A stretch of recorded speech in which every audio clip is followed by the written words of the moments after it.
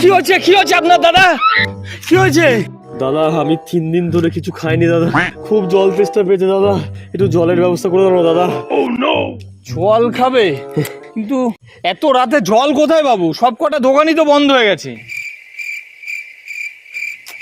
ঠিক আছে দাঁড়াও আমি একটা ব্যবস্থা করছি। হ্যাঁ, তুমি 2 মিনিট দাঁড়াও। হ্যাঁ, আমি আসছি এখনই, দাঁড়াও। হ্যাঁ দাদা, খাও। ধন্যবাদ দাদা, ধন্যবাদ। দাদা নোনতা লাগছে না? কি করবো বলো, চারিদিকে একটা দোকান খোলা পাইনি, লাস্টে মুতে নিয়ে আসলাম।